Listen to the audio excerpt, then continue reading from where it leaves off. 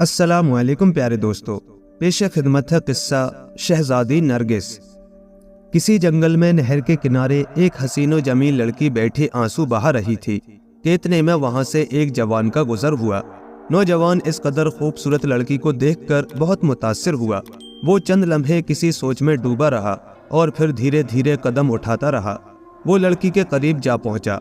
नौजवान के कदमों की चाप सुनकर लड़की चौंकी और जल्दी से बोली, कौन हो तुम? इस पर नौजवान बोला, घबराओ नहीं अच्छी लड़की, मैं एक शरीफ और हमदर्द इंसान हूँ। बस तुम्हें यहाँ बैठा देख इस तरफ चला आया। कहो अच्छी लड़की, तुम यहाँ सुनसान जंगल में उदास और गमगीन क्यों बैठी हो? तुम्हारे वालिदैन कहाँ रहते हैं और तुम्हारा घर कहाँ है? नौजवान की बातें सुनकर लड़की भर्राई हुई आवाज में बोली, ए नौजवान, मेरा नाम नरगिस शहजादी है। मैं देख नहीं सकती। मेरा बाप मुल्क निज़ाम का हुक्मरान है। वो बहुत जाबिर और सफाक इंसान है। चूँकि मैं पैदाइशी तौर पर अंधी थी, इसलिए मेरे बाप को ये खदशा था कि जब मैं बड़ी हो गई तो मेरी शादी कहीं हो न सकेगी और यूं मैं जवान होकर अपने बाप के लिए परेशानी का बास बनूंगी। चुनांचे वो मुझसे निजात हासिल करने के लिए मुझे यहाँ सुनसान जंगल में अकेली छोड़ गया है ताकि दरिंदे मेरा काम तमाम कर दें। अपनी दास्तान सुनाने के बाद नरगिस शहजादी फिर आंसू बहाने लगी। उधर शहजादी नरगिस की दास्तान सुनकर नौजवान के चेहरे पर मुस्कुराहट फैल गई और बोला, तुम्हारा बाप बहुत जालिम इंसान था, मगर मैं ऐसा नहीं हूँ। अच्छी शहजादी, मेरा नाम नासिर है और मैं मुल्क नजासिया का शहजादा हूँ। मेरे बाप ने मुझसे कहा था कि मैं अपने लिए कोई खूबसूरत लड़की तलाश करूँ ताकि उसके साथ मेरी शादी की जा सके। उसने इत्तेफाक से आज तुम मुझे मिल गई हो। अच्छी शहजादी, अगर तुम बुरा ना मानो तो मेरे साथ मेरे महल में चलो। मेरा बाप बड़ी धूमधाम से हम दोनों की शादी कर देगा, फिर हम दोनों हंसी खुशी जिंदगी बसर करेंगे। वैसे मैं तुम्हें यकीन दिलाता हूँ कि तुम्हारी आंखें भी ठीक करवाने की कोशिश की जाएगी। इधर शहजादी की बातों में आ गई और वो उसे अपने महल में ले आया। शहजादे ने अपने महल के बाग में आतिशी गुलाब का एक पौधा लगा रखा था। उस आतिशी गुलाब की खूबी ये थी कि उसका अर्क आंखों में डालने से खोई हुई बीनाई वापस लौट आती थी। चुनांचे शहजादे ने नरगिस शहजादी को आतिशी गुलाब का अर्क निकाल कर दिया और उससे कहा कि वो ये अर्क अपनी आंखों में डाल ले। इतना कहने के बाद शहजादा अपने महल के बड़े कमरे में चला गया। उधर नरगिस शहजादी ने जैसे ही आतिशी गुलाब का अर्क अपनी बेनूर आंखों में डाला तो उसे कुछ जलन सी महसूस हुई, मगर अगले ही लम्हे उसकी दुनिया रोशन हो चुकी थी। अब वो हर शय देख सकती थी, लेकिन उसे शहजादा कहीं भी नजर न आया जो उसे अपने साथ महल में लेकर आया था।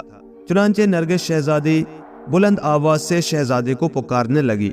नरगिस की पुकार सुनकर शहजादा अपने कमरे से बोला, प्यारी शहजादी, मैं बराबर वाले कमरे में बैठा हूँ, तुम यहीं चली आओ। नरगिस शहजादी भागी भागी दूसरे कमरे में पहुंची और ये क्या, वहां शहजादे के बजाय उसके सामने एक खौफनाक देव खड़ा मुस्कुरा रहा था।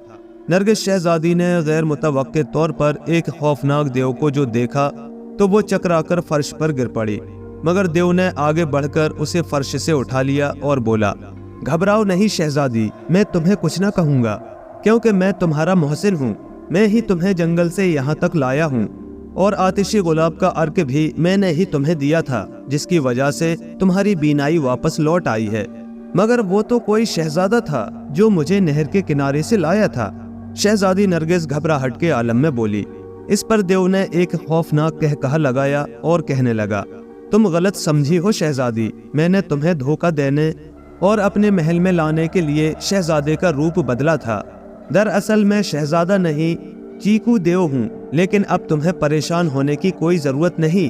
मैं वादे के मुताबिक तुम्हारे साथ जरूर शादी रचाऊंगा और तुम्हें रानी बनाकर अपने महल में रखूंगा, मगर मैं तुम जैसे बदसूरत देव के साथ हरगिज शादी नहीं कर सकती, चाहे मेरी जान ही क्यों न चली जाए।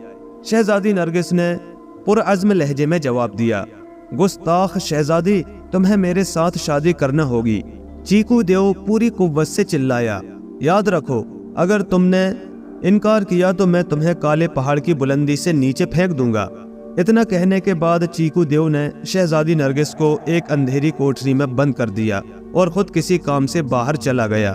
चीकू देव के चले जाने के बाद शहजादी नरगिस अपनी बदनसीबी पर आंसू बहाने लगी پھر اس نے دونوں ہاتھ اٹھا کر بلند آواز میں دعا مانگی کہ اے خدائے بند کریم، میری مدد فرما، تو میری بینائی واپس لے لے، مگر مجھے اس ظالم دیو سے نجات دلا دے۔ ابھی شہزادی نرگس دعا مانگ ہی رہی تھی کہ اتنے میں کوٹری کے کسی کونے سے یہ آواز آئی، اچھی شہزادی، حوصلہ مت ہار، خدا ان کی مدد کرتا ہے جو اپنی مدد آپ کرتے ہیں۔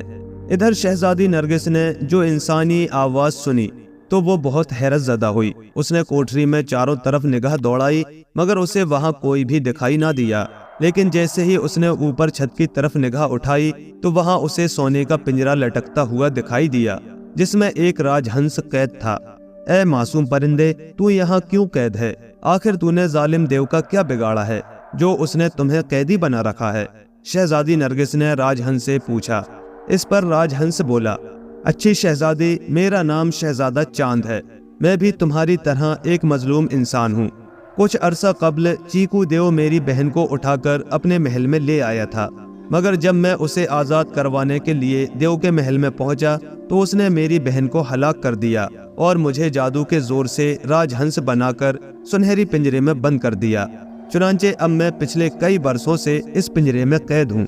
اتنا کہنے کے بعد راج ہنس تو خاموش ہو گیا، مگر شہزادی نرگس اس کی یہ المناک داستان سن کر خود اپنے دکھ بھول گئی۔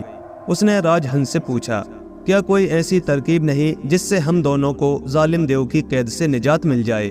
شہزادی نرگس کے اس سوال پر راج ہنس نے اسے بتایا کہ جس کوٹری میں وہ دونوں قید ہیں اس کے جنوبی کونے میں لکڑی کا ایک چھوٹا سا تختہ پڑا ہے۔ اگر یہ تختہ اٹھا دیا جائے تو نیچے ایک تہہ خانہ نظر آئے گا۔ اس تہہ خانے میں ایک تکونا تالاب ہے جس کے تینوں کونوں پر ایک ایک کبوتر بیٹھا ہے۔ ان میں سے 2 کبوتر سفید اور ایک کبوتر نیلا ہے۔ اگر دونوں کبوتروں کی گردنیں مروڑ دی جائیں تو چیکو دیو کی دونوں ٹانگیں ٹوٹ جائیں گی، اور آخر میں نیلے کبوتر کی گردن دبوچنے سے چیکو دیو کا مکمل طور پر خاتمہ ہو جائے گا۔ چنانچہ راج ہنس سے معلومات حاصل کرنے کے بعد شہزادی نرگس کوٹری کے جنوبی کونے میں جا پہنچی، جہاں سچ مچ لکڑی کا ایک چھوٹا سا تختہ پڑا تھا۔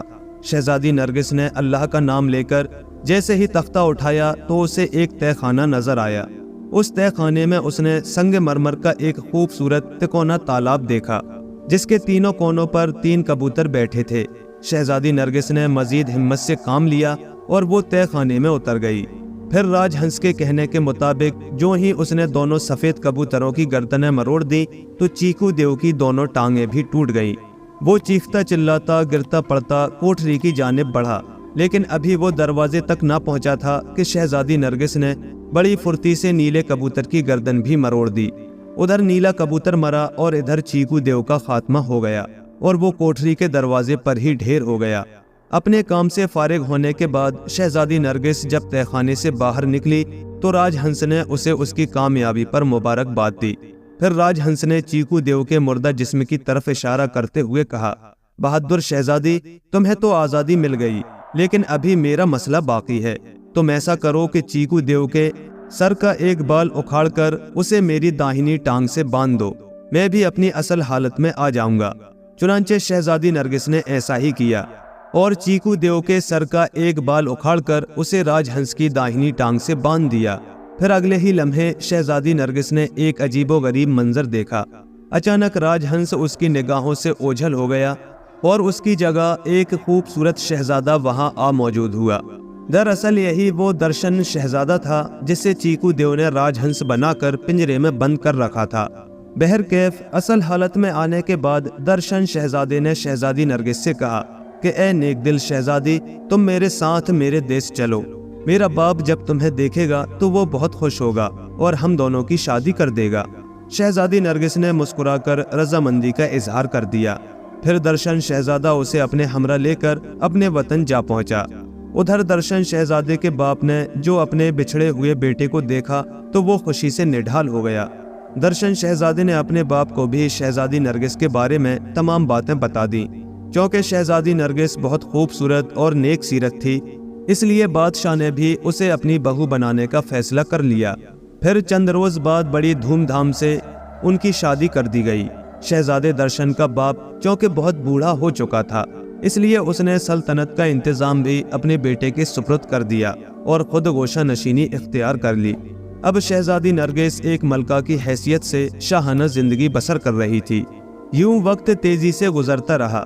ایک روز شہزادی نرگس محل کے باغ میں بیٹھی تھی کہ اتنے میں ایک شاہی ملازم وہاں حاضر ہوا اور شہزادی کو اطلاع دی کہ باہر ایک اندھا فقیر حاضر ہوا ہے جو بار بار یہی صدا لگا رہا ہے کہ ظالموں نے میری بینائی چھین لی ہے، خدا کے لیے مجھے کوئی میری کھوئی ہوئی بینائی واپس لا دے۔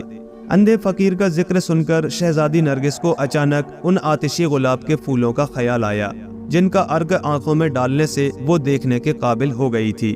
یہ وہی آتشی گلاب تھے جو چیکو دیو نے اپنے محل میں لگا رکھے تھے، اور جب شہزادی نرگس نے چیکو دیو کو ہلاک کر کے آزادی حاصل کی تھی تب وہ احتیاط کے طور پر چند پھول اپنے ساتھ لے آئی تھی تاکہ کسی کے کام آ سکے۔ چنانچہ اس خیال کے آتے ہی نرگس شہزادی نے شاہی ملازم کو حکم دیا کہ آتشی گلاب کا عرق فقیر کی آنکھوں میں ڈال دیا جائے۔ ادھر حکم کی تعمیل ہوئی، ادھر اندھے فقیر کی بینائی واپس لوٹ آئی اور وہ خوشی کے عالم میں زور زور سے چلانے لگا۔ پھر اس نے اس خواہش کا اظہار کیا کہ وہ شہزادی نرگس کا شکریہ ادا کرنا چاہتا ہے۔ شہزادی نرگس نے حکم دیا کہ فقیر کی خواہش پوری کی جائے، اور پھر جیسے ہی فقیر کو شہزادی کے سامنے پیش کیا گیا تو وہ اپنے جذبات پر قابو نہ رکھ سکی اور اس کی آنکھوں سے آنسو بہنے لگے۔ پھر اگلے ہی لمحے وہ فقیر سے لپٹ کر زارو قطار رونے لگی، اور فقیر اپنی جگہ حیران و ششدر کھڑا تھا۔ اس کی سمجھ میں کچھ نہ آیا کہ شہزادی کیوں رو رہی ہے۔ آخر اس نے پوچھ ہی لیا کہ اے اچھی شہزادی، تمہارے ساتھ میرا کیا رشتہ ہے اور تم میرے گلے لپٹ کر کیوں رو رہی ہو؟ اس پر شہزادی نرگس نے بھررائی آواز میں کہا، میں تمہاری بات کا بعد میں جواب دوں گی، پہلے تم اپنی داستان سناؤ۔ بابا، میں تمہارے بارے میں جاننے کے لیے بے چین ہوں۔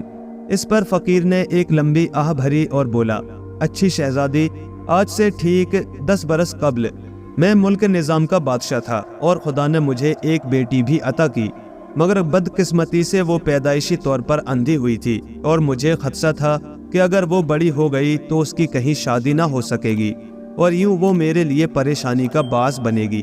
چنانچہ میں نے نوکروں کو حکم دیا کہ وہ اسے سنسان جنگل میں چھوڑ آئیں تاکہ وہ بچپن ہی میں ختم ہو جائے۔ شاہی ملازموں نے میرے حکم کی تعمیل کی اور یوں میں اپنی اندھی بیٹی کو گھر سے نکالنے کے بعد مطمئن ہو گیا اور ہر فکر سے آزاد ہو کر اپنے ملک پر حکمرانی کرتا رہا۔ مگر بدقسمتی سے اس دوران میرے ملک کی فوج نے بغاوت کر کے میرا تختہ الٹ دیا، اور میں نے جب مزاحمت کی تو مجھ پر تشدد کیا گیا، جس کی وجہ سے میری بینائی ضائع ہو گئی۔ پھر نئے حکمران نے مجھے ملک بدر کر دیا اور اسی وقت سے میں در بدر کی ٹھوکریں کھا رہا ہوں۔ خدا کا شکر ہے کہ آج تم جیسی نیک دل شہزادی کی وجہ سے میری کھوئی ہوئی بینائی واپس لوٹ آئی ہے۔ اے رحم دل شہزادی، جی چاہتا ہے کہ اپنی باقی زندگی تمہاری خدمت میں گزار دوں۔ فقیر کی داستان سن کر شہزادی نرگس مسکرائی اور بولی، بابا، باپ اپنی بیٹی کی خدمت نہیں کیا کرتے، بلکہ یہ بیٹیوں کا فرض ہوتا ہے کہ وہ اپنے والدین کی خدمت کریں۔ میں تمہارا مطلب نہیں سمجھا کہ بیٹی تم کیا کہنا چاہتی ہو، فقیر نے کہا۔